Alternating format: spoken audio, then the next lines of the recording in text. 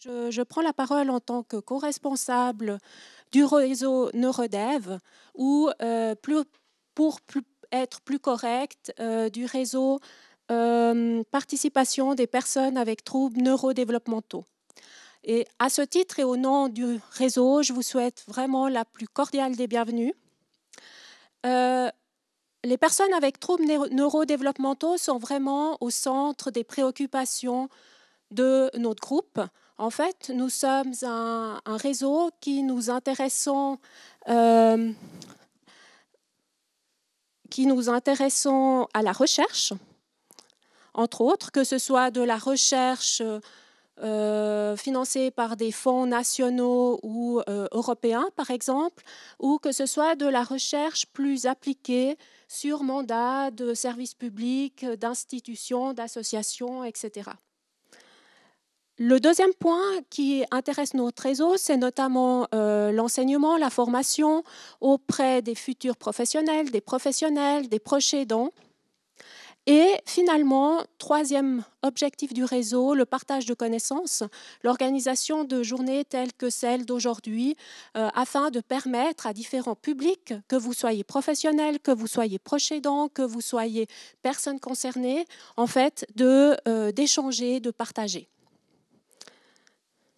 Le réseau est composé de 3 axes. Un des axes concerne les interventions éducatives et ergothérapeutiques auprès des personnes présentant des troubles neurodéveloppementaux. Le deuxième axe, le soutien apporté aux proches aidants. Et le troisième axe, les politiques sociales garantissant une participation sociale effective des personnes en situation de compétence et la reconnaissance des prestations fournies par les professionnels. À ce titre, je vous invite à nous rendre visite à la page Internet, à notre site Internet que vous trouvez ici.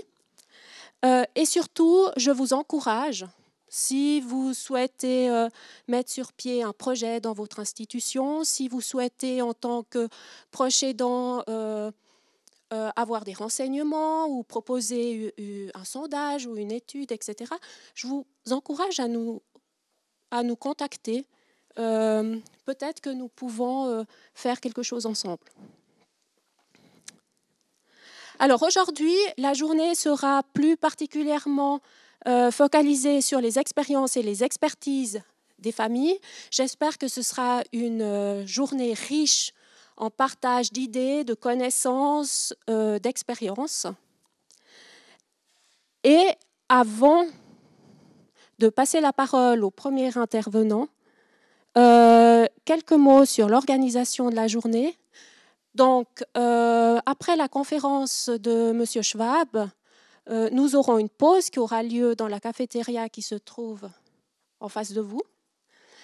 Et à 10h45, nous nous répartissons dans les différents ateliers. Alors, si vous avez par hasard oublié donc, pour quel atelier vous vous êtes inscrit, vous trouverez la liste sur cette porte-là, ainsi que sur la porte de chacun des ateliers. Donc, regardez où vous vous trouvez pour l'atelier du matin, puis la même chose pour l'atelier de l'après-midi. Si vous vous êtes inscrit pour le repas de midi au restaurant du Grand Vennes, celui-ci se trouve de l'autre côté de la route. Donc, vous sortez par la porte qui se trouve juste derrière l'auditoire et vous traversez la route. Après le repas de midi, nous reprenons ici en auditoire. Donc, merci d'être là à 1h30 pour reprendre une conférence en auditoire. Et nous terminerons la journée par un apéritif qui aura lieu de nouveau à la cafétéria. Voilà. N'oubliez pas non plus, si vous avez demandé une attestation, n'oubliez pas de prendre les attestations qui se trouvent sur la table qui est dans le couloir. Après ces aspects organisationnels, je vais passer la parole au premier intervenant, qui est M. Jean-Christophe Schwab. Alors, M. Jean-Christophe Schwab a obtenu une licence et un doctorat en droit de l'Université de Berne. Il a ensuite occupé de nombreuses fonctions, mandats et exerce et a exercé de nombreuses activités dans des syndicats et associations. Je pense qu'il est principalement connu du public pour être engagé en politique. Il est actuellement municipal auprès de la commune de Bourg-en-Lavaux, après avoir été élu au Grand Conseil vaudois et au Conseil national. En automne 2017, M. Schwab annonce qu'il se retire de la vie politique, enfin du moins au niveau national, pour s'occuper de son fils qui souffre de troubles du développement. Donc c'est en cette qualité de politicien, d'élu, ancien élu fédéral et cantonal, et de parent proche aidant, que je passe la parole à M. Schwab pour sa présentation qui s'intitule « Parents proche aidant, quels défis, quelle aide et quelles lacunes légales ». Voilà, je vous souhaite une très belle journée pleine d'expériences et d'échanges d'idées. Merci. Je vous fais signe quand... Oui, ouais, je vais essayer de ne pas parler trop longtemps. Parce que un de mes défauts, quand on fait de la politique, c'est toujours difficile de se limiter. En tout cas, je vous remercie pour cette invitation. Et puis en fait, je comptais commencer par une brève partie de témoignage qui explique à la fois ma démarche, mais qui explique aussi comment j'ai rencontré la problématique des proches aidants, et puis comment je suis arrivé à formuler quelques constats par rapport aux lacunes légales et politiques, et puis aussi faire quelques propositions. Alors mon fils aîné souffre d'un trouble envahissant du développement. Chez lui, ça se manifeste notamment par des difficultés à nouer des contacts sociaux, bien qu'il adore les contacts sociaux. Ça se manifeste aussi par des problèmes à gérer, à maîtriser ses émotions. C'est quelque chose qui est venu très progressivement. Nous nous en sommes aperçus au fil des années. Et puis, nous nous en sommes surtout aperçus lorsque l'écart avec les autres enfants de son âge a commencé à se creuser. Et puis, c'est surtout à l'entrée de la 3P, alors les non-vaudois diront la 3H, il me semble que c'est comme ça qu'on dit hors du canton de Vaud. Et c'est là qu'avec l'école, entre guillemets, ordinaire, ça n'a plus joué. Avant, lorsque c'était l'école dite enfantine, on s'en sortait avec des aides à l'enseignement, des aménagements d'horaires. Et d'ailleurs, tous les aménagements qui étaient possibles et imaginables ont été proposés, ils ont été essayés, ils ont été aussi financés, mais ça n'a finalement pas fonctionné. Il faut dire aussi que les parents ont dû énormément assumer, notamment les allègements d'horaires. Lorsque l'enfant n'est pas à l'école et ne peut pas fréquenter l'accueil de jour, j'y reviendrai, eh bien, c'est les parents qui doivent s'en occuper. Il a aussi fallu aller beaucoup le chercher à l'école lorsque ça n'allait pas, ce qui veut dire qu'il faut pouvoir réagir assez rapidement. Et puis lorsque l'on travaille dans le village d'à côté, ça va. Lorsque l'on travaille à Berne, c'est déjà un petit peu plus compliqué. Et puis il a aussi fallu assumer des choses qui, a posteriori, on s'est rendu compte que ça n'était pas admissible. Par exemple, il n'a pas pu participer à une course d'école. Et puis lorsque je m'en suis ouvert à ma belle-sœur, qui est enseignante pour les 3-4P, 3-4H, elle m'a dit que ça n'était quelque chose de pas imaginable, qu'on n'ait même pas au moins tenté de trouver une solution. Et puis en plus de l'école, il y a la problématique de l'accueil de jour. Lorsque l'enfant est à l'école, il est à l'école, pour autant que ça se passe bien. Mais en dehors des périodes scolaires, et puis dans les petites classes, elles sont quand même assez courtes et puis assez entrecoupées de longues pauses. Donc il faut pouvoir compter sur l'accueil de jour, ce qui dans notre cas n'était pas possible, et c'est d'ailleurs toujours pas possible. Ce qui pose un problème pour exercer une activité rémunérée, parce qu'avec des horaires qui sont aussi restreints et entrecoupés de longues pauses, notamment à midi, ça ne donne pas beaucoup de marge de manœuvre au niveau des horaires. Et puis lorsque l'on dirige une PME, que l'on peut fixer soi-même ses horaires, qu'on peut de temps en temps déplacer un client, une patiente, c'est à peu près jouable. C'est difficile, mais jouable. Et puis lorsque l'on est salarié, puis que l'on doit obéir aux directives de son employeur, que l'on doit respecter les horaires qui sont fixés par l'employeur, lorsque l'employeur dicte qu'il faut effectuer telle ou telle tâche à tel ou tel moment, eh bien là, ces aménagements ne deviennent plus possibles. Lorsque cela n'a plus été avec l'école ordinaire, nous avons commencé avec diverses classes d'enseignement spécialisées, avec divers programmes, avec diverses institutions, alors qui étaient toujours très bien, très adapté, mais qui ne durait jamais plus que 6 mois. Et puis lorsque ça durait 6 mois, c'était peut-être renouvelable 1 fois, 2 fois, mais on ne savait pas ce qu'il allait se passer le semestre ou le trimestre qui allait suivre. Avec des endroits géographiquement éclatés, il y a des transports à organiser et à assumer. Alors, ça n'est jamais très long, ça n'est jamais très loin, mais c'est quand même un temps considérable que l'on perd, parfois dans les bouchons, parfois avec une situation difficile qui s'ajoute au stress du quotidien. Et puis, disons, le stress principal, c'est surtout de ne pas savoir ce qui va se passer le semestre ou le trimestre suivant. Quand on a une mesure qui fonctionne, mais qu'on nous dit qu'elle dure 3 mois, qu'elle dure 6 mois, et puis qu'elle ne peut pas être cumulée avec une autre, alors qu'elle n'est valable que pour les après-midi, et encore pas pour tous les après-midi, ça devient assez difficile de planifier à moyen et encore moins à long terme. Alors, c'est dans cette situation que le choix a été clair. Il fallait dégager du temps pour s'occuper de notre enfant. Et puis alors, le choix a finalement été assez facile, entre guillemets. Alors, en ce qui me concerne, le Conseil national, c'est un travail qui est précaire, alors, qui est très bien payé. Mais disons qu'il n'en demeure pas moins précaire. Tous les 4 ans, on peut être licencié sans préavis. D'ailleurs, peut-être que certains vont l'expérimenter dans quelques semaines au gré des changements de majorité politique. Et puis, en tout cas, dans certains partis, et notamment au Parti socialiste vaudois, après 12 ou 16 ans, de toute façon, c'est fini parce que les statuts du parti interdisent de se représenter pour coller à son siège, ce qui est une très bonne chose, mais disons, ça veut dire qu'il faut prévoir ensuite la suite de sa carrière professionnelle. Donc même si c'est quelque chose de bien payé, c'est quelque chose d'extrêmement intéressant, ça n'en reste pas moins un emploi précaire. Et puis parallèlement, mon épouse a mené à bien son projet de vie professionnelle, elle a créé son cabinet de pédiatre. Pour cela, elle a signé un bail de 25 ans. Et puis lorsque l'on gère une petite entreprise comme un cabinet médical, eh bien, on ne peut pas réduire son temps de travail indéfiniment. Au bout d'un moment, il y a des frais généraux à assumer, il y a des patients à voir, il y a une certaine continuité à garantir pour ces patients, puis notamment dans les professions médico-sociales, le lien continu avec les patients est important, et puis on ne peut pas tout envoyer valdinguer du jour au lendemain.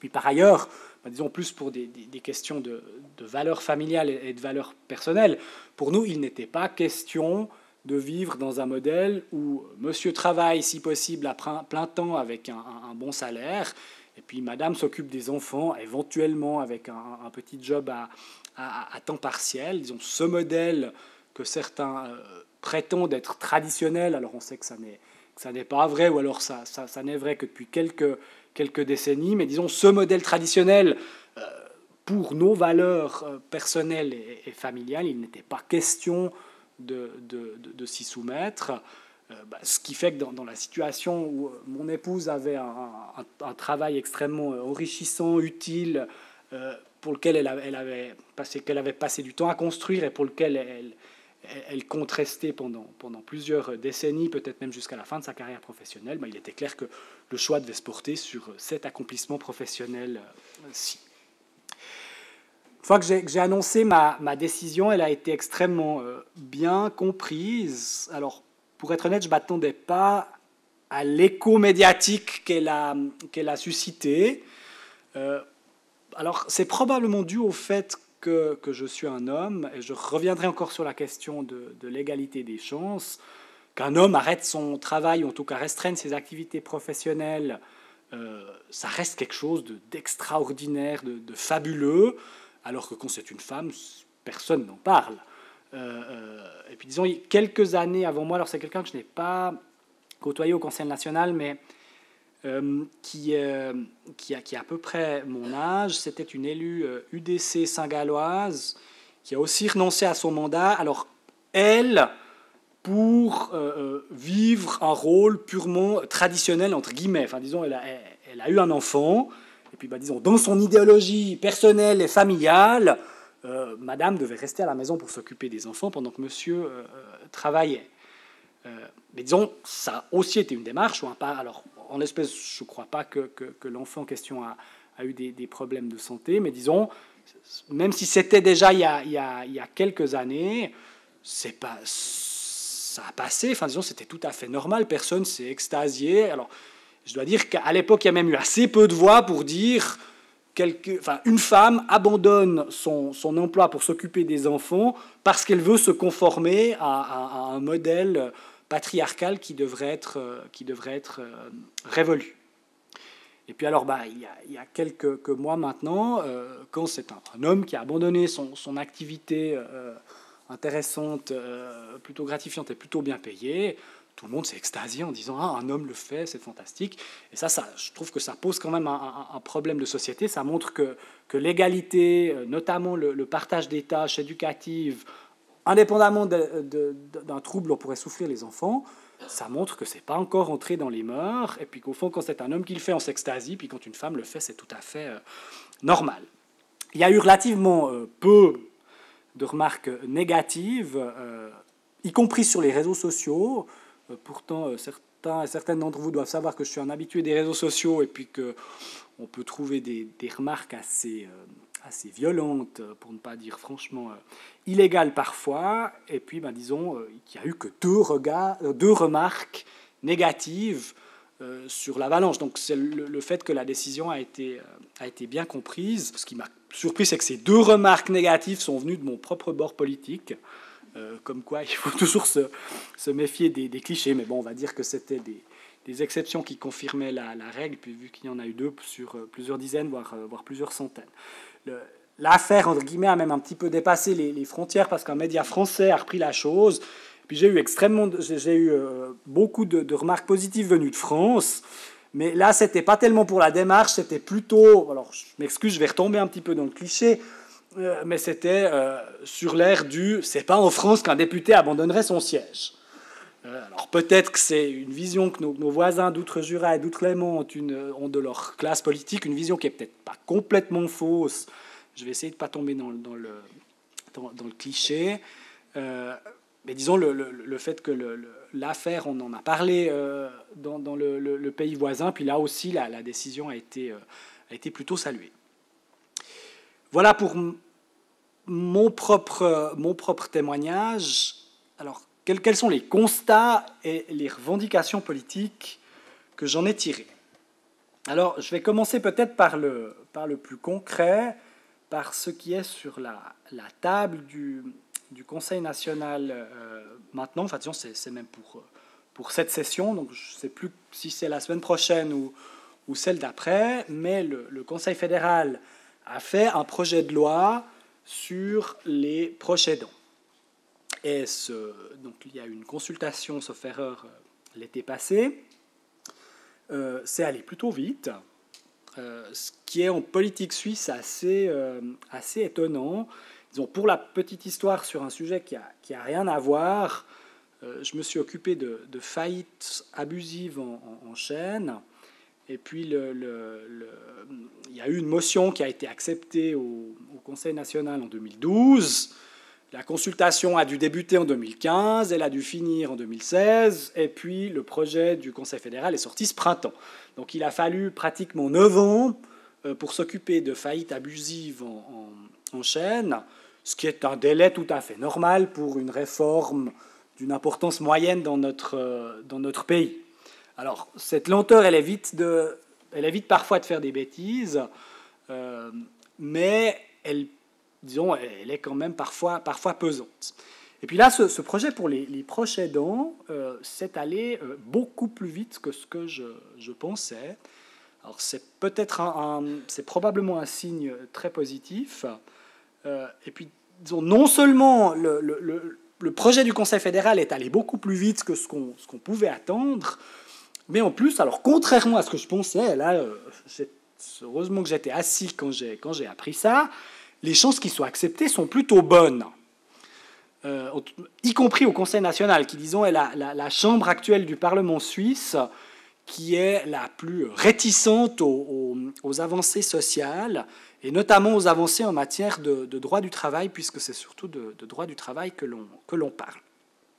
Donc, à ma grande surprise, tout d'abord, la Commission des finances, qui devait préaviser, parce que ça a une incidence financière notamment sur les finances de la Confédération, a une très large majorité préavisé en faveur du projet. Et puis, alors, la Commission des finances, notamment du Conseil national, elle réunit tous les plus intransigeants en matière de politique financière. Disons, je pense que même à la pause café, ils payent eux-mêmes leur café tellement ils veulent que les collectivités publiques ne dépensent pas un centime. Je caricature à peine. Disons, c'est vraiment une bande de grippe-sous qui, en matière de politique financière, sont extrêmement durs et extrêmement intransigeants. Puis d'ailleurs, ça s'en ressent au niveau des budgets de la Confédération. Et puis là, à une majorité assez confortable, enfin disons tout le monde sauf l'UDC, ils ont préavisé en faveur du projet. Puis ensuite, la commission des affaires sociales et de la santé, qui elle devait donner son avis sur le fond et pas sur les conséquences financières. C'est aussi des gens qui sont assez intransigeants en matière de politique sociale. Enfin, on voit avec quelle difficulté on obtient des avancées sociales en matière d'AVS, de deuxième pilier d'assurance chômage. Même quand je parle d'avancées sociales, je suis un petit peu optimiste parce que généralement le combat se fait pour éviter les coupes. Alors je reparlerai après d'assurance invalidité. Mais disons, c'est un contexte qui est extrêmement difficile et d'obtenir des avancées sociales dont le contexte que l'on connaît de pression sur les assurances sociales, c'est extrêmement difficile. En plus, il s'agit d'améliorer le droit du travail. Et s'il y a un tabou en politique suisse, qui est même encore plus tabou que l'agriculture ou le serment du Grütli, c'est le droit du travail. Si vous demandez à un élu de droite ou du centre-droit ce qui fait la réussite économique de la Suisse, il va tout de suite vous répondre « notre droit du travail flexible et libéral ». Par flexible et libéral, il faut comprendre, il ne faut surtout rien améliorer pour les salariés. Alors, c'est un mythe qui est durablement ancré, et même chez les gens les plus centristes au centre-droit, il n'est pas question d'améliorer le droit du travail parce que le droit du travail serait responsable de la bonne santé économique de notre pays, notamment du faible taux de chômage. Alors c'est faux. Disons, c'est un mythe qui a la dent dure. C'est un mythe qui a été maintes fois démontré, respectivement quand des organisations plutôt libérales comme l'OCDE ont tenté de vérifier l'existence d'un lien entre droit du travail flexible et faible taux de chômage, ils n'y sont pas arrivés. Pourtant, ce n'est pas faute d'avoir essayé. Et puis d'ailleurs, on voit l'Allemagne qui a un des droits du travail les plus rigides, en tout cas du point de vue patronal, des pays de l'OCDE, a un taux de chômage qui est à peu près le même qu'en Suisse, et même les Länder allemands du Sud, malgré un droit du travail extrêmement restrictif, ont un taux de chômage qui est plus bas que dans notre pays. Donc, c'est un mythe qui vaut rien, mais c'est un mythe qui est extrêmement solide. Et puis là, lorsque le Conseil fédéral est venu avec un projet pour améliorer le droit du travail, je me suis dit, mais Coco, vous n'avez aucune chance, ça ne va pas passer, et ça, c'est en bonne voie pour passer. Alors, ce sont des mesures qui sont franchement minimales, elles ne sont pas encore adaptées à l'urgence de la situation, mais elles ont le mérite d'exister, et puis elles ont surtout le mérite d'être en bonne voie pour être acceptées, ce qui va probablement permettre de construire la suite. Alors, qu'est-ce qu'il y a comme dans ces mesures? Alors, tout d'abord, il y a un congé de 3 jours par cas de maladie du proche aidé. Alors, c'est comme le congé qui existe actuellement en cas de maladie d'enfant. Alors, il a un double défaut. Alors, il a le mérite d'exister, ce congé. Mais il a le double défaut. Alors, d'une part, dans le cas des proches qui ne sont pas des enfants, il est limité à 10 jours par an. Donc ça fait 3 fois 3 cas plus un petit cas, ce qui n'est pas énorme. Mais disons, moi je dirais le principal défaut, il réside en fait dans la conception de ce droit au congé, qui est en fait un droit qui ne doit pas permettre de s'occuper sur la durée du proche aidé, mais qui doit permettre de s'organiser pour la suite. C'est pour ça qu'il est limité à 3 jours. Et disons, pour les enfants, on dit, bon, si c'est une petite grippe, ça va, on peut s'occuper de l'enfant pendant 3 jours, mais après, il faut vite revenir au boulot, puis si par malheur, on voit que ça va durer un peu plus, les 3 jours doivent servir à organiser la suite. Mais souvent, en l'absence de structures d'aide efficaces, qu'elles soient organisées, auto-organisées par les proches aidants ou soutenues ou proposées par les collectivités publiques, 3 jours pour organiser quelque chose qui n'existe pas, c'est pas ça qui va tellement aider. Bon, ça a au moins le mérite d'exister. Deuxième problème, c'est le paiement du salaire. Parce qu'au fond, et ça c'est aussi, je vais revenir là-dessus après, lorsque, disons dans la variante actuelle pour les cas de maladie d'enfants, si on doit s'absenter de son travail pour s'occuper d'un enfant malade, on est payé selon ses propres absences en cas de maladie. Alors si on a une assurance perte de gain en cas de maladie, c'est-à-dire une assurance qui va payer 80% du salaire pendant 720 jours ou 730 jours, on a au moins 80% de son salaire. Sauf si cette assurance, et c'est très souvent le cas, a 3 jours de délai de carence. Donc ça veut dire que les 3 jours, on n'est pas payé. Autre variante, et ça c'est le cas pour 50% des salariés et des salariés dans notre pays, on n'a pas d'assurance maladie perte de gain. À ce moment-là, on a la solution, entre guillemets, qui s'appelle l'échelle de Berne dans les cantons romans. C'est en fonction de l'ancienneté que vous avez pour votre employeur, vous avez un certain nombre de semaines de maladie payées à 100%. Mais disons, ça va de quelques jours à quelques semaines. Et puis une fois que ces jours, alors payés à 100%, sans délai de carence, donc ça c'est déjà pas mal, mais disons une fois que ces jours sont épuisés, vous n'avez plus rien. Plus rien du tout. Alors vous avez congé, certes, parce que vous êtes malade, vous avez congé, certes, parce que vous avez droit à vos 3 jours pour vous occuper du proche, mais vous n'avez pas de salaire. Donc l'employeur doit vous donner congé, mais il n'est pas obligé de vous accorder, enfin de vous verser votre salaire. Je vais revenir là-dessus parce que ça concerne quand même 50% des salariés.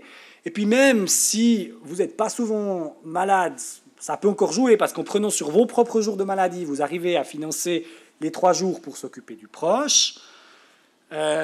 Si vous avez vous-même déjà été malade pendant l'année en cours et que vos jours de maladie sont épuisés, à ce moment-là, ces 3 jours, vous les aurez, mais vous ne seront pas payés. Autre proposition, 14 semaines pour s'occuper d'un enfant malade sur le modèle de l'assurance maternité. Alors ça, c'est une très bonne chose. Alors peut-être avec le défaut que c'est limité aux enfants, mais ça, je pense que c'est une vraie mesure très utile, parce que disons là, on sort de cette problématique de 3 jours pour organiser la suite, on entre dans un soutien de longue durée. Alors peut-être que pour certains troubles, 14 semaines, ça ne suffira pas, mais disons, là, je pense que c'est une vraie avancée sociale. Et disons, s'il y avait une seule mesure à retenir du paquet, je pense que ce serait celle-là. Ensuite, il y a la bonification AVS qui serait accordée aussi en cas d'impotence faible. Sauf erreur, maintenant, c'est le cas pour les impotences moyennes et importantes. Alors ça, c'est aussi, je pense que c'est une très bonne mesure qui évite des lacunes de prévoyance. Malheureusement, j'y reviendrai aussi. Vous remarquerez que je vous parle de tout plus tard, en fait, mais mon raisonnement s'enchaîne un petit peu comme ça. Cette mesure sur l'AVS, elle ne touche pas le deuxième pilier. Et puis les lacunes de prévoyance pour les proches aidants, souvent c'est au niveau du deuxième pilier qu'elles se manifestent, notamment parce que ce mécanisme des bonifications n'existe pas dans le deuxième pilier. Et puis disons, le deuxième pilier, lui, il fonctionne sur le fait, plus vous avez cotisé, plus vous touchez. Puis si à un moment donné, vous ne pouvez pas cotiser, c'est de l'argent que vous ne toucherez pas. Et puis ensuite, il y a une autre des propositions du Conseil fédéral, c'est de verser l'allocation pour impotent et le supplément de soins intenses, même s'il y a eu une interruption après 1 mois d'hôpital de l'enfant et plus après un seul jour. Alors ça, c'est une mesure un peu technique. Je dois dire qu'elle dépasse mes connaissances en matière de finesse des assurances sociales. Mais disons, c'est vrai que si les soins doivent être interrompus peu de temps, aujourd'hui, les allocations ne sont plus versées. Le fait que l'interruption puisse durer un petit peu plus de temps, ça donne aussi un peu plus de marge de manœuvre aux proches aidants.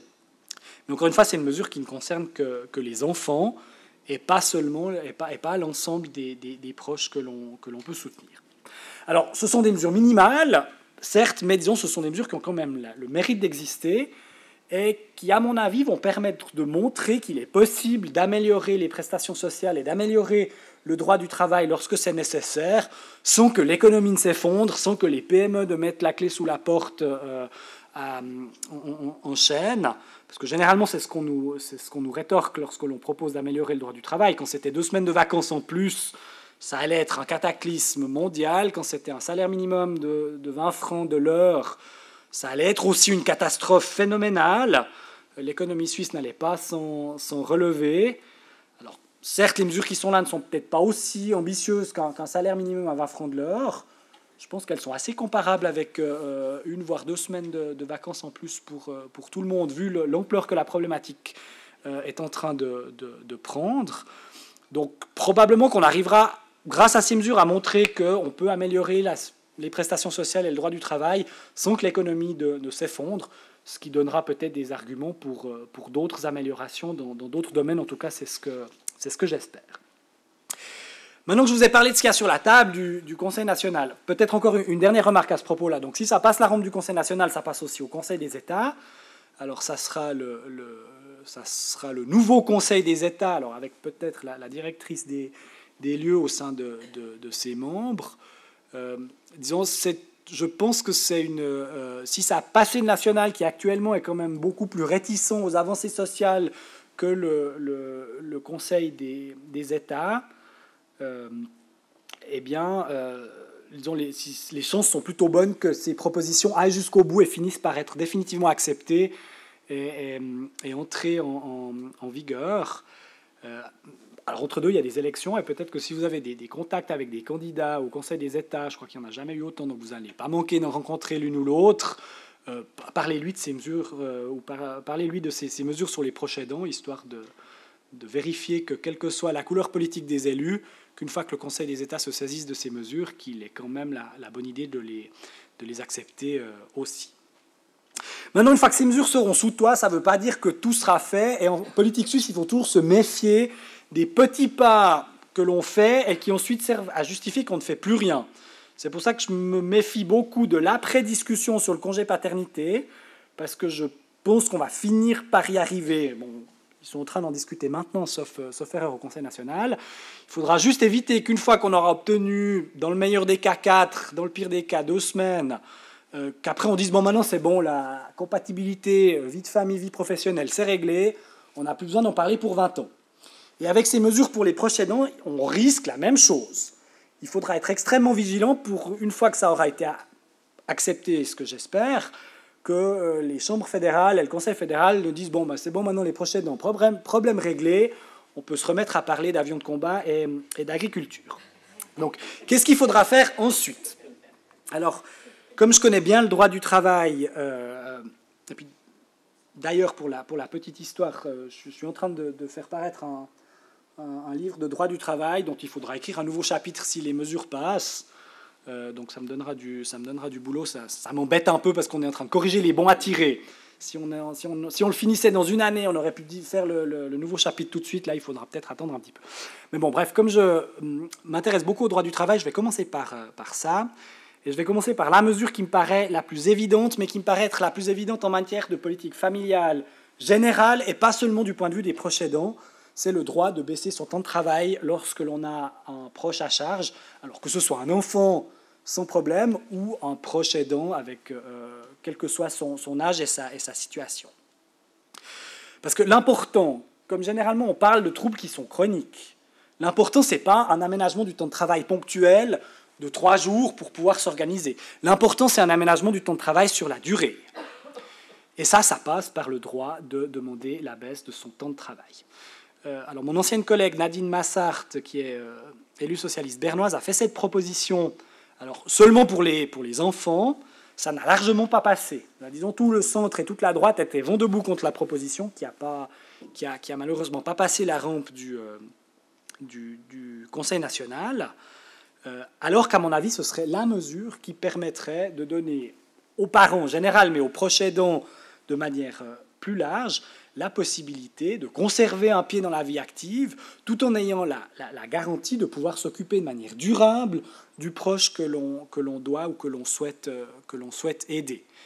Parce que dans bien des cas, si l'employeur, et aujourd'hui il en a tout à fait le droit, s'il refuse un aménagement du temps de travail, l'alternative c'est de quitter son emploi, alors avec des conséquences sur la suite de sa carrière, mais ensuite après avec des lacunes de prévoyance professionnelle, et puis des grosses difficultés à reprendre pied quelques années plus tard.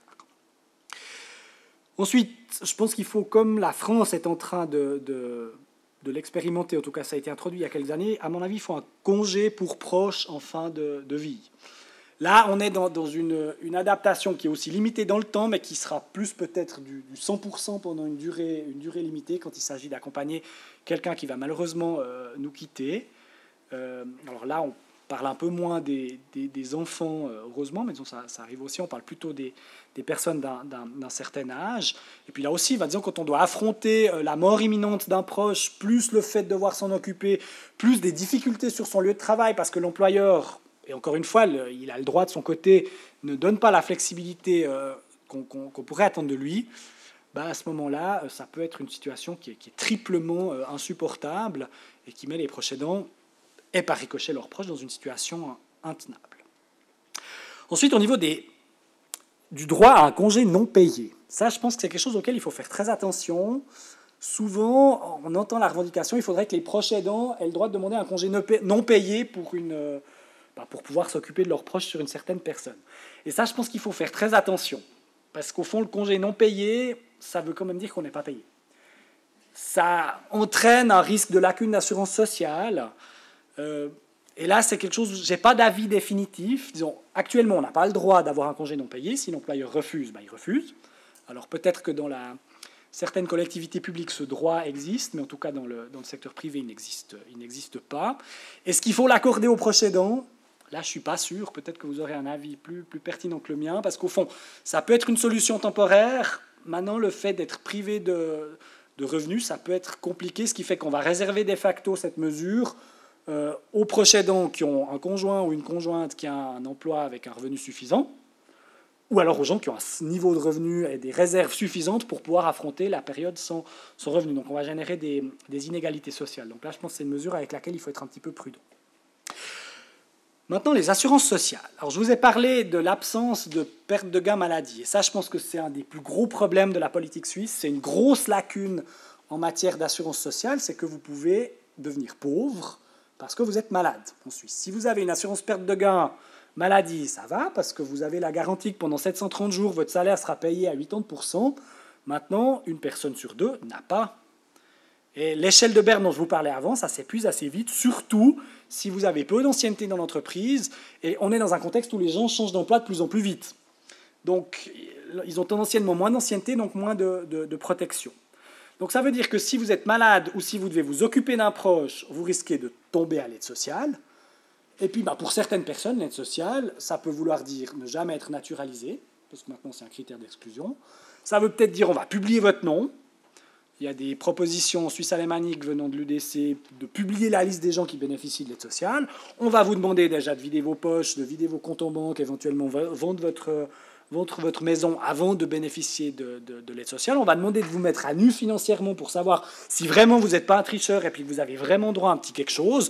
Et en plus, tous les 2-3 ans, il y a des propositions pour baisser les minimums de l'aide sociale. Donc de pousser des gens parce qu'ils sont malades ou parce qu'ils s'occupent d'un proche en difficulté, de les pousser à l'aide sociale, je pense que dans un pays comme la Suisse, qui se vante en plus d'avoir un bon système d'assurance sociale, c'est tout simplement inacceptable. Ensuite, il y a l'assurance invalidité. Et là, on est plutôt sur la défensive, parce que l'assurance invalidité est de nouveau sous pression. Disons pas plus tard qu'au printemps dernier, le centre et la droite ont voté la baisse de 25% des rentes pour enfants des personnes qui sont à l'assurance invalidité. Donc on coupe dans les revenus des personnes à l'AI de manière assez brutale. On ne fait pas d'économie, il faut être clair, parce qu'après, c'est des coûts qui sont reportés sur l'aide sociale et sur les prestations complémentaires. Rien que pour le canton de Vaud, ça ira dans la facture sociale qui sera à la charge du canton et des communes. Donc économie zéro, mais on aura peut-être, en tout cas du point de vue de certains, la fierté d'avoir fait des économies dans l'assurance invalidité. Pourtant, c'est une assurance qui est, ça je l'ai expérimenté personnellement, qui est efficace, qui est certainement pas aussi laxiste qu'on a voulu le dire. Il y a des contrôles, ils ne donnent pas l'argent sans réfléchir, ils n'accordent pas les mesures sans réfléchir, mais ils ne sont pas non plus inutilement pointilleux. Donc, je trouve que c'est une assurance sociale qui vaut beaucoup mieux que la réputation d'inefficacité, de surcoût que certains ont voulu lui faire. Au contraire, je trouve que c'est une assurance plutôt efficace, honnête, équitable, mais disons, dont les prestations sont quand même assez limitées parce qu'elle a été sous pression politique, et franchement, il faut que ça cesse. Il y a aussi des coupes qu'il faut arrêter, c'est dans la LAMAL, parce que généralement, avant que vous arriviez dans l'assurance invalidité, vous dépendez de la LAMAL, et puis là, quand j'entends parler de propositions venant du PLR valaisan, de monter les franchises à 1000 francs, franchement, ça me fait frémir. Au niveau de la loi sur l'assurance chômage, il y a une proposition de Mme Glauser et l'UDC vaudoise qui propose de prolonger le délai cadre pour les proches aidants, à l'instar de ce qui se fait pour les tâches éducatives. Ça, je pense que c'est une très bonne proposition.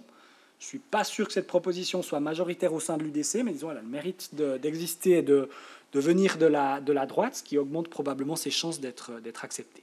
Puis disons, une grosse lacune, c'est la prévoyance professionnelle, parce qu'au fond, les améliorations pour l'AVS, c'est très bien, mais disons, une bonne partie du revenu, si on est invalide ou si on est à la retraite, ça vient du deuxième pilier.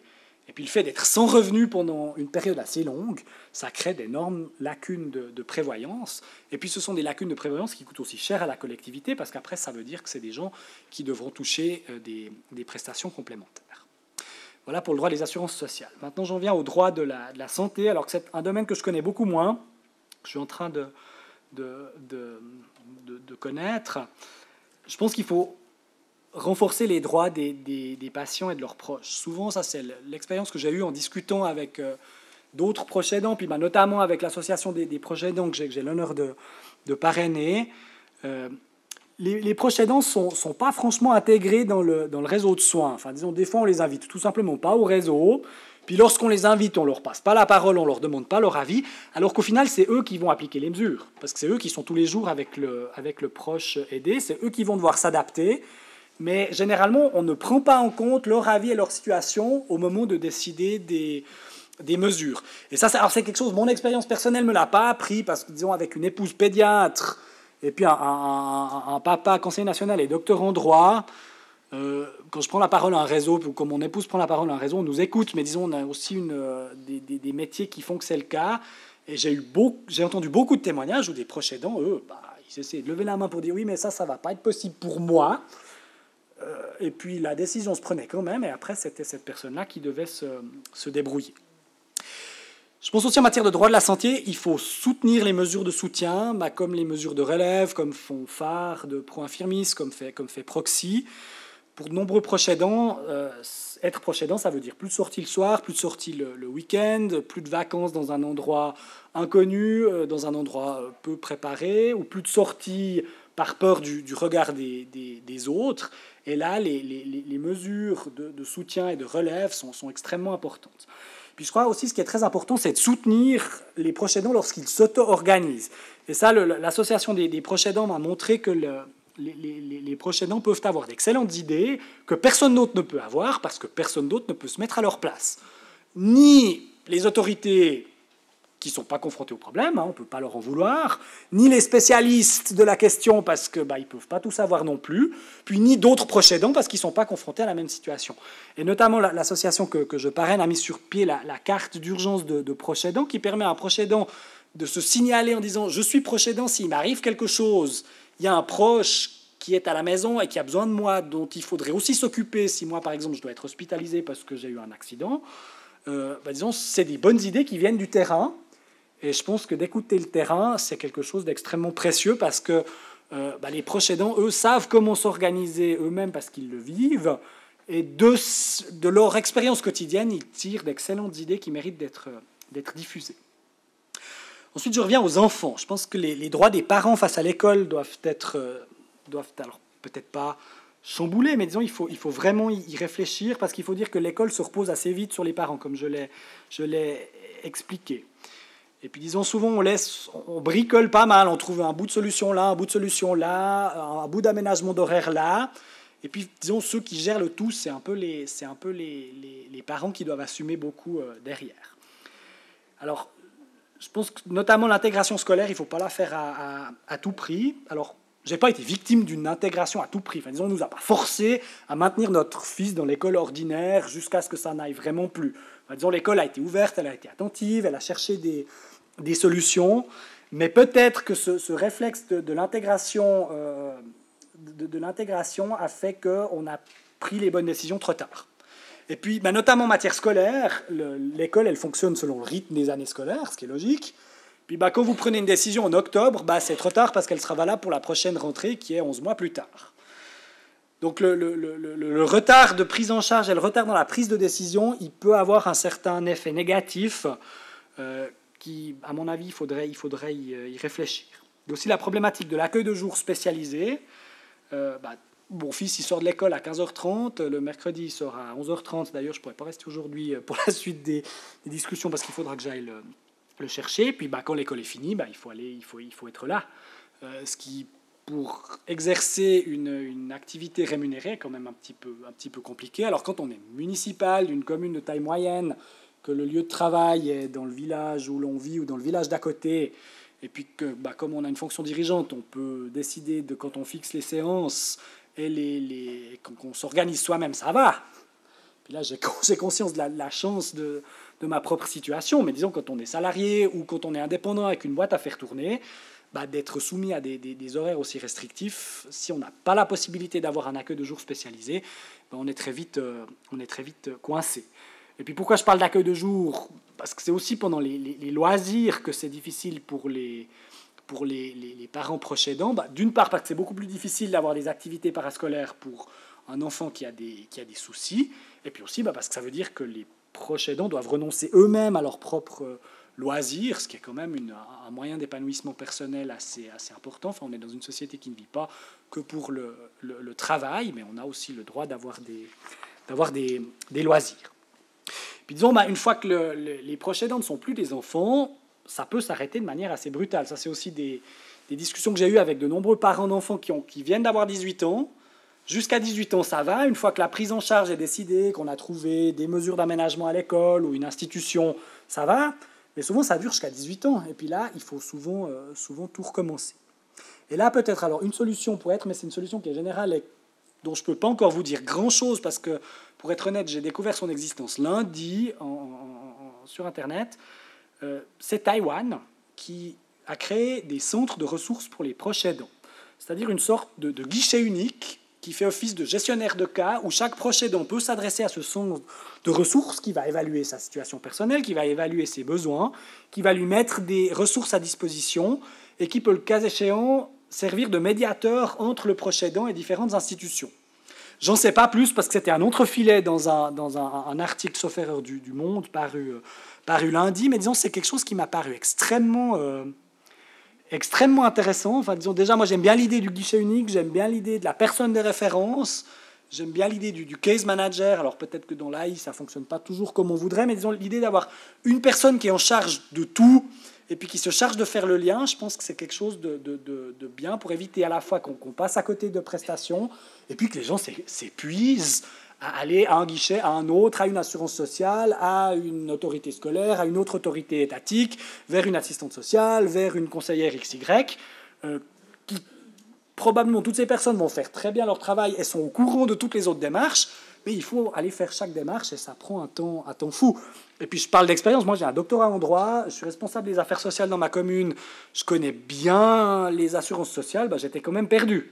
Donc, ce qui fait que ça vous montre à quel point ça peut être compliqué.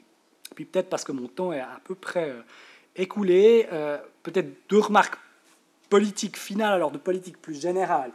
La première sur l'égalité des sexes, c'est un des thèmes majeurs. On a vu la très belle mobilisation du mois de juin a montré que maintenant c'est en train d'entrer dans les têtes, que l'égalité des sexes doit être un des sujets majeurs et qu'au fond le droit, la politique et puis certains aspects de la société doivent s'adapter à une situation nouvelle qui n'est plus une situation patriarcale à l'ancienne, et notamment en matière de partage des tâches éducatives. Mais disons, tant qu'on sera dans une situation où un conseiller national homme est couvert de louanges parce que c'est un homme et puis il abandonne son emploi pour s'occuper de son enfant, et puis que le sacrifice des femmes passera totalement inaperçu parce que c'est considéré comme étant quelque chose de normal, et disons, l'égalité ne sera pas atteinte. Donc là, on a encore beaucoup de travail pour faire évoluer les mentalités, et ce n'est pas un travail qui touche que les proches aidants, mais qui touche au partage des tâches dans la société, au partage des responsabilités, au partage des revenus, de manière générale. Et puis, puisque je parle du partage des revenus, je pense que les inégalités sociales jouent quand même un rôle extrêmement important. Je l'ai dit à plusieurs reprises, j'ai une bonne formation, j'ai un bon emploi, mon épouse a une bonne formation, un bon emploi, mes beaux-parents avaient quelques moyens, je manque de rien. Moi, j'ai sans problème pu me permettre d'abandonner un emploi très bien payé pour ne regarder qu'un emploi municipal avec un revenu bien inférieur avec celui que je gagnais, parce que j'ai la chance d'appartenir à un milieu social plutôt favorisé. Et puis d'avoir une épouse qui a un métier qui lui donne à la fois beaucoup de liberté d'organisation et puis un revenu suffisant pour que moi je puisse faire ce cas. Et ça, j'ai extrêmement bien conscience que ça n'est pas le cas de tout le monde et qu'au fond, les inégalités sociales pèsent énormément dans la situation des proches aidants, parce que à la fois face à un employeur, à la fois face à de potentielles futures lacunes de prévoyance, disons, les gens qui ont plus de difficultés et qui font partie des classes moyennes et inférieures seront dans des situations financières qui peuvent devenir assez vite très difficiles, et surtout que ce sont des situations financières qui peuvent durer longtemps, d'une part parce que l'encadrement du proche aidé prend du temps, et puis d'autre part parce qu'en raison des lacunes de prévoyance professionnelle, c'est des lacunes financières qui se reportent à la retraite. Et je pense que alors, on sort un petit peu de la problématique des proches aidants, mais disons c'est quelque chose qui a renforcé ma volonté de m'engager contre les inégalités sociales, aussi parce que là, elles sont particulièrement dévastatrices. Et alors, c'est clair qu'on ne va pas uniquement soutenir les proches aidants avec uniquement des mesures calibrées pour les proches aidants, mais je pense en réduisant les inégalités sociales, on va aussi améliorer la situation de tout le monde. Voilà, je vous remercie de votre attention.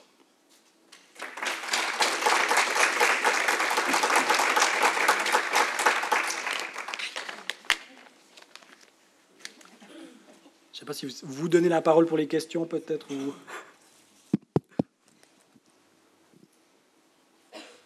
Déjà, merci beaucoup pour cette présentation très intéressante. Et puis maintenant, on a donc un espace pour les questions.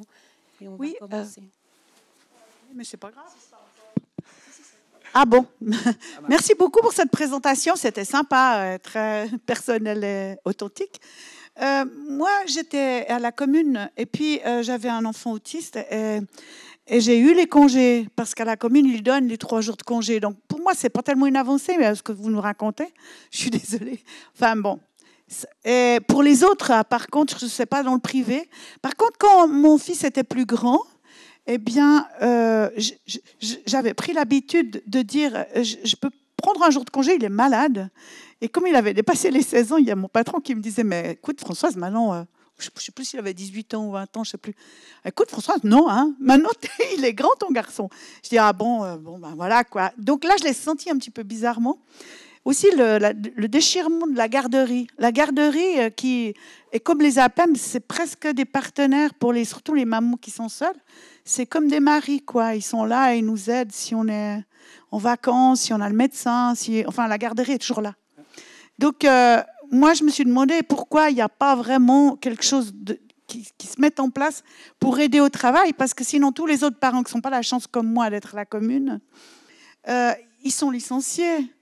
Moi, il y a eu beaucoup de tolérance parce qu'il y a eu quand même des couacs sur le plan de la santé. Alors, on ne peut pas licencier des femmes enceintes chez nous parce qu'on se fait vite attaquer par les syndicats. Mais je trouve que ça sera un peu du même ordre. On n'a pas le droit de licencier un proche aidant parce que c'est tellement indispensable d'avoir un travail qui nous structure quand toute notre vie est chamboulée, puis notre psychologique aussi. Alors moi, je me pose la question de la protection dans le travail, mais peut-être que la protection, ça serait 2 choses comme traditionnelles, comme tous les autres parents. C'est le syndicat, parce que vraiment pour les proches aidants, c'est important, parce qu'il y a des moments où le syndicat peut vous défendre, enfin peut nous défendre, c'est très important. Et puis 2, des structures pour les proches aidants, des structures de garde, de soutien, soit avec des vacances. Comme vous savez, comme dans les garderies, il n'y a quand même que 3 semaines de fermé, mais vous pouvez prendre vos vacances, vous pouvez vous reposer et puis mettre votre gosse à la garderie. Voilà. Alors, merci. La protection contre le licenciement, j'ai tout simplement oublié de vous en parler, mais c'est vrai que c'est très important, parce qu'aujourd'hui, vous êtes protégé contre le licenciement quand vous êtes malade. C'est-à-dire que tant que vous êtes malade, on ne peut pas vous licencier. Alors, après, on peut, hein. Quand même, le droit n'est pas si généreux que ça. Mais c'est votre propre incapacité de travail. Et là, votre idée, moi, je la trouve excellente. Enfin, disons, d'étendre cette protection contre le licenciement en cas de maladie, aussi en cas de maladie d'un proche à charge. Alors, bon, je me laisse volontiers surprendre en bien par le Parlement fédéral, mais peut-être il y a, dans le mythe dont je vous parlais tout à l'heure du droit du travail, qu'il ne faut surtout pas améliorer, il y a quelque chose qu'il faut encore moins améliorer, c'est la protection contre le licenciement.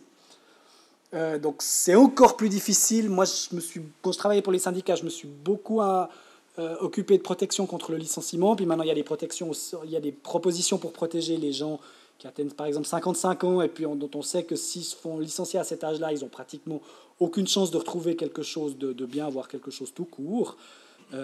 Et là, la protection contre le licenciement, c'est très difficile à faire avaler.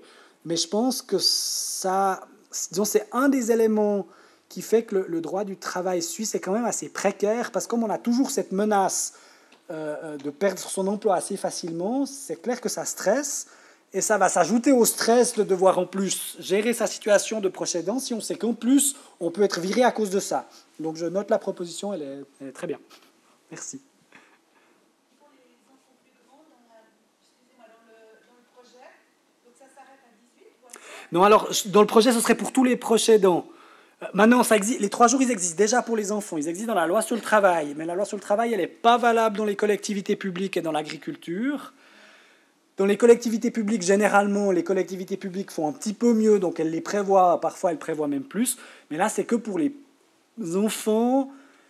Et puis, la loi ne dit pas jusqu'à quel âge. Mais effectivement, à un moment donné, ça devient difficile de le justifier. C'est clair qu'un enfant qui n'a pas de soucis, puis qui a 16 ans, on peut attendre de lui qu'il reste à la maison tout seul un jour où il est malade. Et puis, l'employeur, même s'il est très compréhensif, au bout d'un moment, il va dire non, mais là, ça suffit. Et puis, du moment qu'il a le droit pour lui, il peut se fâcher.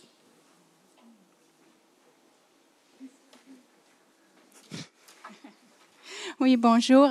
Moi, je suis proche aidante et puis je représente l'association de trisomie suisse romande. Et puis maintenant, tout ce que vous dites est en proche aidant aussi. Nous, on le vit aussi. Et puis là, j'ai encore deux points que nous, on remarque beaucoup. Moi, je parle surtout des petits. Et puis, alors, la contribution d'assistance, c'est une très bonne chose. On peut l'avoir si l'enfant est scolarisé en intégration ou si l'enfant a le SSI de 6 heures.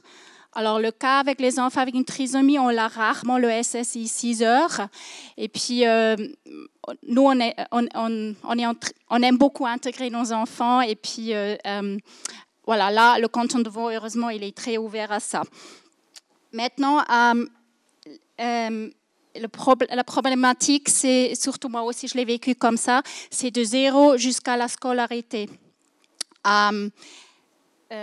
Surtout si on a des enfants aussi avec un problème cardiaque et d'autres choses qui vont avec la trisomie. Au canton de Vaud, il y a les UAT, les accueils temporaires, oui. Maintenant, c'est nouveau que les enfants avec une trisomie ne sont plus acceptés parce qu'ils sont, moi je l'ai entendu dire à moi-même comme ça, ils ne sont pas assez handicapés. Ils prennent les enfants avec polyhandicap. Alors si mon enfant aurait autisme et Down syndrome par exemple, c'est autre chose, mais c'est plutôt rare. Alors on était refusés là-bas, on n'a pas la contribution d'assistance. J'avais un enfant avec un problème cardiaque qui était très souvent malade. J'ai dû arrêter mon travail complètement. Je travaillais 70% et j'en pouvais plus suivre. En plus, si l'enfant est hospitalisé et puis on ne recevait pas l'allocation d'importance, c'était aussi coupé. On se trouve dans des situations très précaires financièrement. Voilà, heureusement ça va être amélioré. Mais moi, je trouve qu'il faudra augmenter les UAT, ça montre qu'il n'y a pas assez de place. Je comprends que les enfants avec un polyhandicap ont la priorité absolument, mais nous, on a aussi besoin de cette place. Alors, ça serait bien d'avoir plus d'accueil de jour.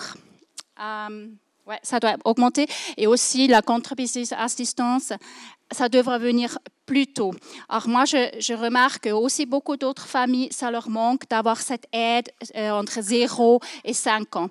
Et puis là, moi, doucement, j'ai un œil ouvert parce qu'enfin, je peux de nouveau envisager de trouver peut-être un travail partiellement.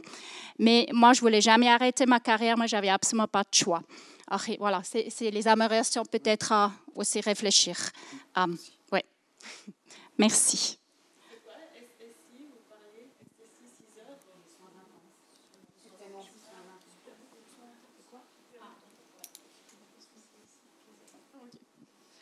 Bonjour, donc je voulais juste rejoindre aussi la dame concernant les assistantes d'intégration, parce que moi j'ai été assistante d'intégration et ça rejoint un point que vous avez dit sur la question, ben voilà, quand il y a une situation de crise à l'école et puis que c'est compliqué, etc., de devoir venir chercher l'enfant. Et je trouve que c'est pas toujours, enfin moi qui ai été assistante d'intégration, c'est très précaire comme emploi, et qui plus est, ben, les enfants ils bénéficient pas toujours de beaucoup d'heures. Moi, j'avais un enfant je travaillais à 80% avec lui, mais c'était vraiment une chance incroyable pour lui, parce qu'en général, c'est 6 à 10 heures. Et je me dis, mais le problème avec certains enfants, c'est que vous travaillez le matin, puis il va faire la crise l'après-midi. Et ça va pas forcément aider ni les équipes, ni l'intégration de l'enfant, ni les parents. Et qui plus est, quand vous avez 10 heures par-ci, 10 heures par-là, c'est très compliqué aussi de maintenir ce rythme-là. Donc je trouve que c'était aussi un point, même si c'est en avant et puis que maintenant c'est intégré, et j'ai vu qu'il y avait une évolution, parce qu'avant c'était encore plus compliqué. C'est positif, mais je pense que c'est aussi un point qui doit être amélioré pour aider aussi les aidants. Concernant le congé non soldé, dans certaines entreprises privées, ils le font. Je connais 2 entreprises qui, si jamais vous avez une personne malade autour de vous, vous pouvez prendre 30 jours. Et il y a une autre entreprise qui fait pendant 1 an, vous avez un congé non payé malheureusement, mais vous avez le droit de vous absenter pendant 1 an. Et en fait, quand vous avez parlé de congé maladie, les 3 jours, moi je trouve ça, on en a déjà parlé, c'est bien mais pas bien. Mais je trouve qu'aussi ça dépend de la maladie. Moi par exemple, quand j'étais assistante d'intégration, c'était un enfant qui avait un cancer des yeux et il devait aller à l'hôpital toutes les semaines. Et pour les parents, par rapport à l'entreprise, heureusement, ils étaient assez conciliants. Puis la maman, elle avait trouvé en fait un travail à 80%, donc elle pouvait s'absenter. C'était toujours le même jour où il allait à l'hôpital, mais moi je leur ai dit, mais vous pouvez pas faire autrement. Et puis en fait non, ils pouvaient pas faire autrement. Ils devaient prendre sur leurs 4 semaines de congé si jamais c'était un autre jour à l'hôpital. Et je trouve que du coup les congés maladie, c'est bien si c'est une maladie, une grippe, mais en fait si c'est d'autres problèmes beaucoup plus graves, faudrait aussi prendre en compte en fait ce type de difficultés pour les proches aidants, même si ça touche pas forcément le handicap en tant que tel. Voilà, merci. Merci pour ces indications. C'est vrai que quand on parle d'améliorer le droit du travail, il ne faut pas améliorer seulement celui des proches aidants, mais aussi ceux qui les soutiennent. Et puis c'est vrai que j'avais aussi été frappé par les conditions assez précaires des assistantes à l'intégration, aussi en milieu scolaire. Puis la question des longues maladies, elle est aussi très importante parce qu'elle est assez mal prise en compte. Enfin, une des dernières interventions que j'avais faites au Conseil national, c'était sur alors on sort un peu de la problématique des proches aidants, mais pas que. C'était les gens qui ont une longue maladie chronique et puis qui reprennent pied dans la vie professionnelle. Ils sont pénalisés par l'assurance chômage parce qu'évidemment, quand ils étaient malades, ils n'ont pas cotisé. C'est logique, ils ne travaillaient pas, ils étaient malades. Et au fond, la période de maladie, si elle était très longue et puis qu'elle leur faisait dépasser le délai cadre pour cotiser, ils étaient considérés comme n'ayant pas cotisé, donc ils n'avaient pas le droit au chômage à un moment où ils reprenaient pied professionnellement. Alors c'est une proposition, je ne sais pas ce qu'il en est advenu, c'est Adam Hara qui l'avait reprise, parce que quand on quitte le Conseil, on peut passer ces propositions. Mais disons, tout ça pour dire que la problématique des maladies chroniques, à la fois pour les malades, mais aussi pour les personnes qui s'en occupent, elle est très mal prise en compte par la politique suisse en ce moment. Oui, merci pour votre présentation. Je suis présidente de l'association des Châteloises des proches aidants et je suis ravie que les choses bougent, même si, comme vous dites, ce n'est pas encore abouti. Voilà. Mais je voulais rebondir sur ce que disait la personne qui s'occupait de l'intégration des enfants. Quand on a un enfant qui est malade ou qui a un handicap et qu'on travaille à 80%, en fait, on ne pense pas, quand on est proche aidant, que ce 80%, il peut nous être utile à nous pour nous reposer. Parce qu'en fait, sur les 20% où on ne travaille pas, c'est du temps qu'on va passer encore à s'occuper du proche. Et on arrive à l'épuisement. Donc ça, je pense que c'est quelque chose qui n'est pas non plus assez pris en compte sur l'état de santé des proches aidants. J'ai bien aimé aussi ce que vous disiez par rapport au centre de ressources pour proches aidants. Il y en a quelques-unes en Suisse qu'on appelle les maisons des proches, mais je pense que ça doit vraiment être développé. Il y a des choses qui se font, Caritas qui fait des cafés des proches, mais c'est des choses très ponctuelles. Et je pense que de se retrouver entre proches autrement que de parler du proche que l'on aide, mais de soi et de se faire du bien, c'est vraiment important.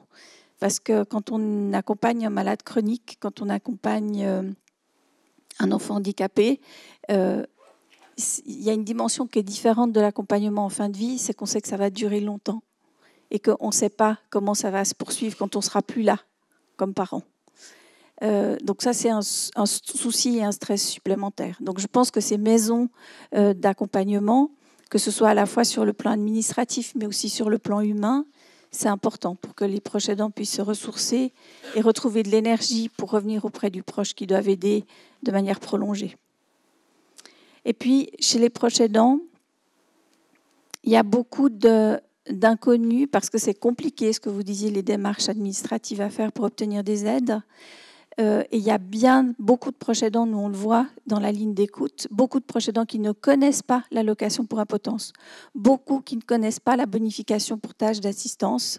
Et puis, comme ça passe par l'AI, il y a cette idée qu'on n'y a pas droit. Et alors, c'est un petit peu en train de changer, je pense qu'avec les générations plus jeunes, mais en tout cas, pour ce qui est des personnes âgées qui accompagnent un proche, elles n'osent pas demander. Elles pensent qu'elles n'ont pas le droit et qu'elles peuvent encore faire, pour le meilleur et pour le pire. Et maintenant, on se rend compte, avec le temps qui passe, que le proche aidant, bien souvent, décède avant le proche aidé. Et donc, il y a cette notion d'épuisement, de fatigue physique, morale, et puis où se ressourcer, où trouver l'énergie pour continuer. Voilà.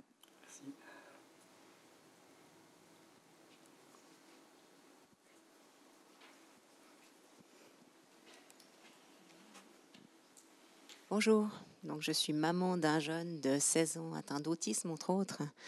Je voulais juste revenir, vous parliez de Taïwan sur cette histoire de guichet unique. Je pense qu'on a un petit peu ça quand même en Suisse, en tout cas dans le canton de Vaud avec le DCISH. Il ne faut pas me demander ce que ça veut dire, mais c'est le dispositif cantonal qui aide un peu les familles au moment des 16 ans, puis c'est quelque chose qu'il faut absolument remplir si jamais quand vos enfants ont 16 ans. Mon document est prêt. Il aura 16 ans le 19 novembre, je le remplis direct, tellement j'ai peur qu'il ne trouve pas de place parce qu'il a des troubles de comportement très importants. Je voulais revenir aussi sur la contribution d'assistance. Elle est actuellement effectivement donnée pour ceux qui ont les SSI à 6 heures. Nous sommes à 5h20. Pourquoi ? Parce que c'est les activités de la vie quotidienne qui sont prises en compte. Donc mon fils, il sait marcher, il sait manger, il sait aller aux toilettes. Donc, il est considéré comme pas très handicapé finalement, sauf qu'il est totalement ingérable au niveau du comportement. Donc, seul, c'est impossible. Du coup, vu qu'on n'a pas eu ça malgré une opposition, eh bien, il a été mis en internat. Donc, ce qui coûte beaucoup plus cher à l'AI qu'une contribution d'assistance. Donc, je pense qu'on est sur la bonne voie, parce que finalement, c'est assez récent, cette contribution. Donc, on va pas... Je pense que c'est vraiment une bonne chose, mais il faudrait que ça s'élargisse au SSI 4 heures. Et puis pour venir aux vacances, pareil, avant je travaillais dans la recherche. Et puis quand vous rentrez de vacances, on vous dit alors passez de bonnes vacances. Quelles vacances ? Les vacances pour moi c'était au boulot en fait, presque. Mais ils le savaient très bien, je leur disais même à ma chef. Donc voilà, là il y a aussi un souci dans le sens avec 5 semaines, c'est juste pas possible. Alors maintenant je suis directrice d'une revue dans le handicap, tant mieux, je vais pouvoir prendre mes vacances quand je veux. C'est ça la solution finalement. Voilà, on a encore le temps pour une dernière question avant la pause. Bonjour, moi je suis maman d'un petit garçon de 9 ans qui est autiste. Et c'est un petit peu pour un témoignage et une question. Alors un témoignage, c'est aussi que les vacances, je reviens beaucoup plus fatiguée.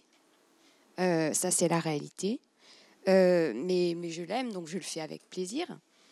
Et puis aussi, moi, je me pose la question par rapport à ce que vous venez de dire, madame. C'est le coût des institutions. Est-ce qu'il y a la transparence là-dessus, qu'on puisse faire un business case et puis montrer voilà ce que ça vous coûte, voilà ce que ça vous coûterait si vous passez par justement l'AI pour qu'on puisse que ce soit transparent, quoi, et que nous aussi on comprenne. Ouais, c'est aussi une bonne remarque. Aussi dans la gestion des politiques publiques, d'avoir toutes les alternatives sur la table. Alors, il faut se méfier de cette logique de concurrence entre les prestations pour vouloir prendre à tout prix la moins chère. Enfin, disons, à la commune, je m'occupe surtout de travaux publics. Puis, disons, les logiques d'appel d'offres. Alors bon, là, il s'agit de comparer la même prestation offerte par 3 entreprises différentes. Il y a quand même une logique derrière qui est de la sous-enchère, parce qu'au fond, généralement, la concurrence, elle se fait sur le prix. Puis celui qui a les salaires les moins bons, il finira par l'emporter. Mais alors c'est vrai, puis ce que vous dites avant est aussi très, très important, c'est qu'au fond, souvent, on rate des économies de dépenses publiques assez importantes parce qu'on n'a pas droit à une mesure, donc on en va dans une autre mesure qui coûte beaucoup plus cher, mais parce que la prise en charge a été décidée que ça se ferait comme ça. Et je pense notamment en matière de droit de la santé, mais pas uniquement en ce qui concerne les proches aidants, de réfléchir, est-ce que la mesure alternative n'est pas beaucoup plus coûteuse et beaucoup plus compliquée à mettre en œuvre? C'est quelque chose qu'on ne fait pas encore assez. Ça, c'est vrai. Et moi personnellement, j'ai donc l'assistance de l'AI. Et par contre, j'ai pas voulu que mon fils aille en institution parce que les institutions qui nous plaisaient étaient complètes. Donc c'était l'école d'autisme à Nyon, l'école d'autisme Lausanne. On n'est pas dans la bonne région mais je pense qu'elle est complète aussi. Et voilà, on nous offre des alternatives et on doit faire le deuxième choix, ce qu'on nous propose. Et ça, on a dit non. Du coup, aucun coût finalement financier pour l'État. Donc tant mieux pour eux. Voilà. Ouais. Et tant pis pour nous.